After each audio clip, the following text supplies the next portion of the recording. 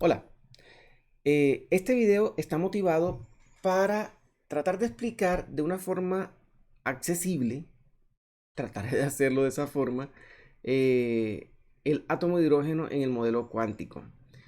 No pienso ser muy riguroso, más bien trataré de ser lo más didáctico posible, en la medida de las posibilidades, y con ello pues intentaré explicar unos conceptos más profundos que tienen que ver con la naturaleza cuántica del átomo.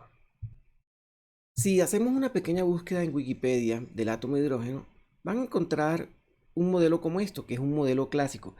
Este modelo es un modelo donde se trata de explicar el átomo de hidrógeno en términos de, como si fuera un sistema planetario, donde el núcleo, conformado por el protón, está fijo en una posición y el electrón gira alrededor de esta. Y ese movimiento circular que describe el electrón lo asocian con las propiedades eh, del momento angular orbital del electrón. Bueno, lo primero que hay que caer en cuenta es que este no es el modelo cuántico. Ese es un modelo clásico. Es un modelo clásico incluso donde nosotros estamos considerando completamente determinada la posición y la velocidad del electrón en todo momento durante su trayectoria en el núcleo. En el modelo cuántico la situación es diferente. En el modelo cuántico no podemos describir al electrón como una partícula que da vueltas. Y para esto tenemos que considerar el electrón dentro de las consideraciones, valga la redundancia, cuánticas. Antes de hablar de estos detalles, conversemos un poco sobre la naturaleza cuántica y la naturaleza clásica. Comenzando por la naturaleza clásica. Cuando estamos en el mundo clásico, nosotros tenemos una representación, o en la física representamos las cosas en el mundo clásico como partículas. Y estas partículas son puntos en el espacio que no tienen geometría ni volumen. Son puntos a los que le atribuimos muchas propiedades, por ejemplo, una velocidad, una aceleración, una masa, le asignamos una carga eléctrica, y estas partículas describen ciertas trayectorias, que sería el cambio de su posición en el tiempo, y conociendo esas trayectorias y el momentum de las partículas, podemos decir todo lo que tengamos que decir de esas partículas. Y en eso se basa la descripción clásica, en describir partículas las cuales pueden interactuar intercambiando momentum o intercambiando energía. La otra realidad clásica es describir las ondas. Por ejemplo, la canción preferida tuya, donde tú puedes disfrutar dicha canción tantas veces como quieras con simplemente darle play en tu celular. El hecho de darle play en tu celular significa de que la canción que escuchas es la que te gusta. Y esto suena como ridículo, ¿no? Pero el hecho de que tú escuches tu canción cuando le das play significa que esa canción está guardada en el celular. Esto es tan evidente para nosotros que no caemos en cuenta de una naturaleza física implícita en el hecho de escuchar la canción favorita. Y es que nosotros cuando escuchamos la canción favorita estamos reproduciendo la función de onda, que es el nombre técnico con el que la llamamos, que describe esa canción. Y miren que no hay diferencia entre esa función de onda y la canción favorita. De hecho, ustedes dicen, yo escucho la canción favorita mía y digo que esa es mi canción favorita. No pienso que no lo es. De hecho, asumo que sí lo es. Esa es una de las características más importantes de las ondas. Las ondas están descritas por una función de onda. Y la función de onda tiene toda la información de la onda. Tanto así como que ustedes pueden reconocer su canción favorita con simplemente escucharla. ¿Sí? Bueno, esto es muy importante porque ese concepto de onda es un concepto clásico y nosotros describimos ondas clásicas, pero miren que las ondas las podemos describir matemáticamente. Y esa matemática que nos permite guardar canciones en el celular, de hecho, ni siquiera guardamos la canción completa, guardamos la canción comprimida, que son fragmentos espectrales guardados allí. Pero con esa información podemos volver a escuchar la música que nos gusta.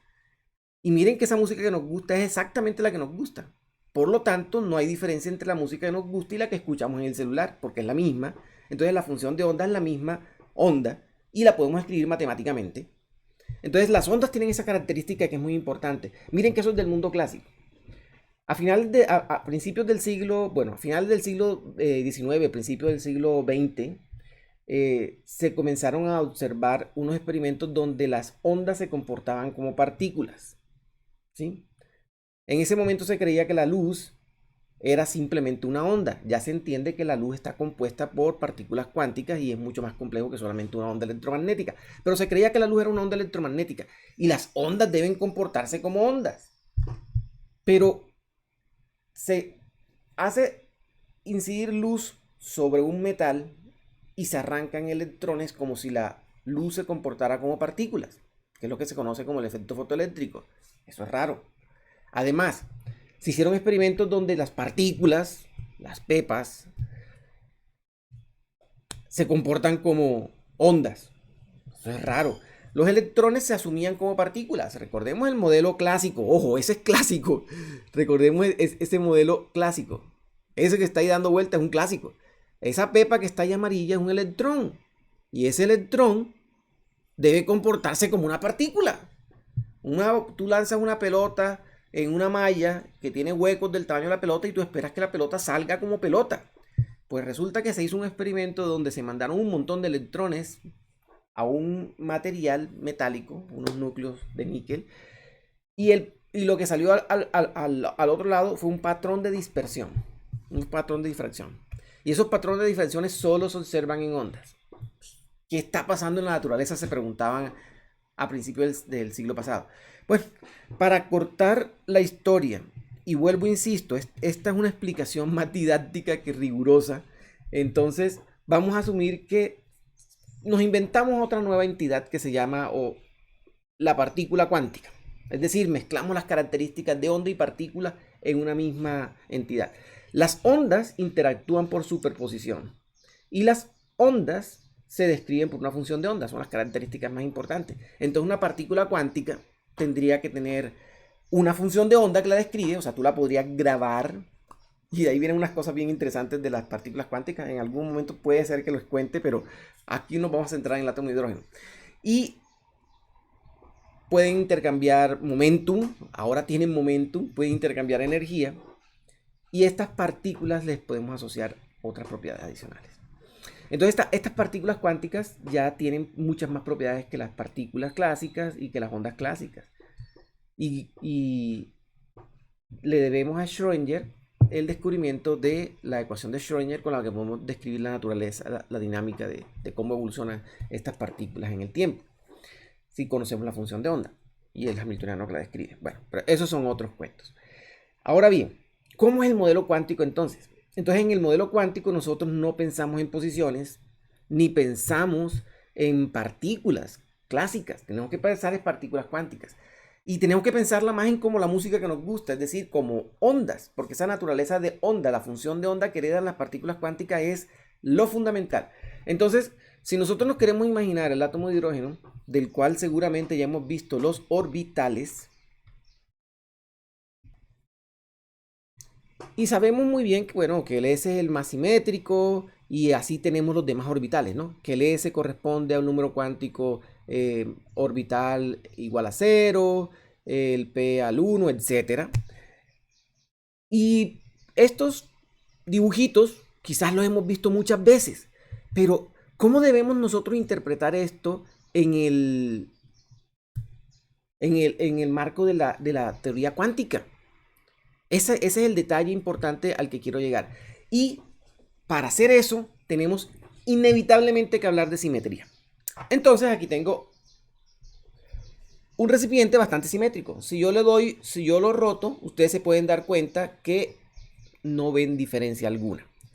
¿Qué es la simetría? La simetría se define muy bien en términos de operaciones de simetría.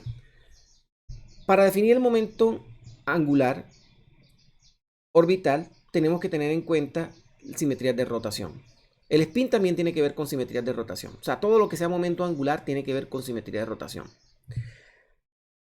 Si yo roto esto, un cierto ángulo, como es tan simétrico, no importa qué ángulo lo rote, ustedes lo ven igual. Entonces, la simetría se identifica como cuando tú la aplicas a un objeto una operación de simetría y el objeto permanece invariante, es decir, lo siguen viendo igual, se dice que ese objeto es simétrico a esa operación de simetría.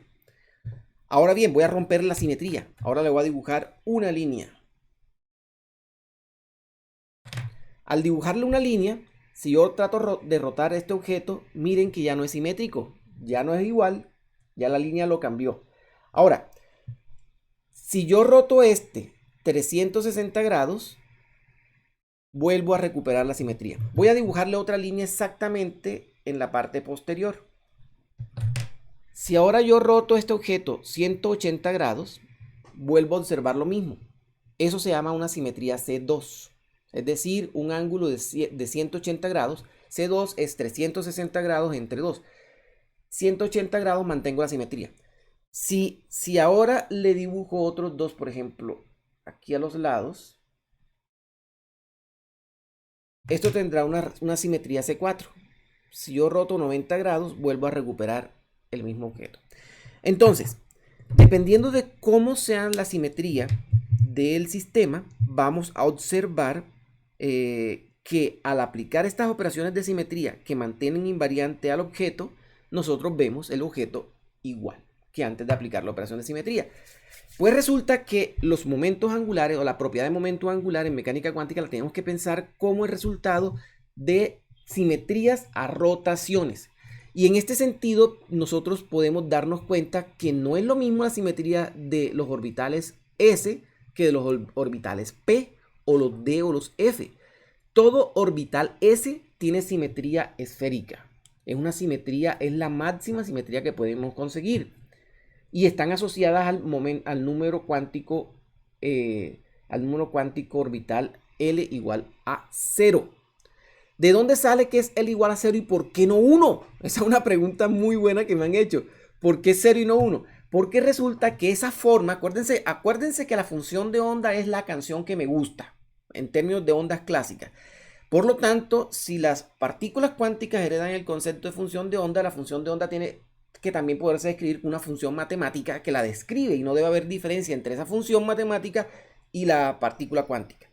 Nosotros vamos a asumir que el orbital es aquella descripción espacial que representa a dos electrones, porque acuérdense que en el orbital podemos colocar dos electrones, uno con spin para arriba y otro con spin para abajo. Entonces el orbital en sí son dos electrones. Ahí podemos colocar, bueno, estoy pensando en el orbital 1s, obviamente, y vuelvo, insisto, esta explicación es más para tratar de describirles de forma simplificada el modelo del átomo de hidrógeno sin todos los detalles. No voy a entrar en todos los detalles. Siguiendo con esto, nosotros tenemos que la función de onda que describe este orbital S, donde podemos colocar dos electrones, que sería esta de acá, está dada por una función que se conoce como armónico esférico. Ese es el nombre con el que se bautizó dicha función. Y el valor del momento angular, o sea, el valor del número cuántico L que describe a esa simetría es 0. Si le colocas un número, por ejemplo 1, pues entonces ya no te va a dar S, sino que te da P. Si le colocas al L igual a 2, pues te da el D. Y así sucesivamente. Entonces, el asunto aquí es de simetría. Entonces, nosotros, en un problema clásico, podemos hablar de que el momento angular orbital lo podemos asociar con una descripción de una trayectoria circular. En mecánica cuántica, para el átomo de hidrógeno, donde nosotros podemos considerar, por ejemplo, que el átomo de hidrógeno está invariante, es decir, sus potenciales o lo que lo definen como hidrógeno no cambia, es decir, sigue siendo hidrógeno. En ese caso nosotros podemos asumir, en el lenguaje técnico sería decir que el hamiltoniano es invariante en el tiempo. ¿Qué quiere decir eso? Que el átomo de hidrógeno sigue siendo el mismo átomo de hidrógeno, lo cual significa que sus orbitales se mantienen en el tiempo. Y si no tenemos excitación externa, se mantiene en el estado en el que, bueno, de acuerdo a la energía que tenga el electrón en ese momento. Uno esperaría que en el estado base, o sea, en el orbital S, ahí esperaría uno tener el electrón. ¿Qué sucede allí entonces? Si el electrón está en el estado S, no puede estar en el estado P, está en el estado S, porque el electrón en ese momento está confinado al átomo y está en el estado base. Ahora, tengamos en cuenta que al pensar en el electrón, en el átomo de hidrógeno, en el modelo cuántico, No podemos imaginarnos una pepita dando vueltas. No, ese es el modelo clásico. Para el modelo cuántico nosotros nos tenemos que imaginar que el electrón es el orbital. Sí, el electrón es el orbital. Entonces en el modelo cuántico lo que tenemos son densidades electrónicas. La densidad electrónica no es el mismo orbital, ¿no? El orbital es la función de onda y la densidad electrónica es la magnitud de la función de onda al cuadrado. Eso para ser claro, ¿no? Y preciso. Entonces, ¿qué sucede con este electrón? En el modelo cuántico el electrón tú te lo tienes que imaginar como ese orbital. ¿Sí? Y ese orbital no da vueltas. Está fijo, tiene una simetría. Si la simetría es perfectamente esférica, entonces se identifica con el número cuántico L igual a 0. Si ya no es perfectamente esférica, pues entonces va a tener otro número cuántico orbital. Por ejemplo, si tiene esta forma alargada va a ser P. Y el P tiene 3, que puede ser PX, PY o PZ. O si no, si tiene ahora un valor del número cuántico orbital 3, pues tendríamos un orbital D. Y así sucesivamente. Ahora bien, hay muchos más detalles del átomo de hidrógeno, pero de momento lo dejo hasta acá para que si hay preguntas se puedan compartir y podamos irlas aclarando. Como resumen, en el modelo cuántico del átomo de hidrógeno consideramos a los electrones que están dentro del átomo de hidrógeno no como partículas, sino como partículas cuánticas que están representadas por una función de onda. Y esa función de onda tiene toda la información de la partícula cuántica. No podemos definir movimiento circular en el átomo de hidrógeno, así que para poder describir las características asociadas a los momentos angulares, las definimos en términos de simetría de rotación. Donde haya simetría de rotación, ahí está una característica de momento angular. El spin también es una característica de rotación, solamente que el spin se asocia con características de rotación que tienen propiedades magnéticas. Y hay más simetrías, y eso es lo bonito del asunto. Toda cosa que mantenga simétrico al hamiltoniano de un sistema mecánico cuántico conduce a una ley de conservación. Pero bueno, eso es asunto de otro video. Espero que esto haya sido más clarificador que solamente el texto que de pronto he puesto en algunos de los videos donde me han hecho preguntas. Y bueno, seguiremos tratando de aclarar dudas. Buen día.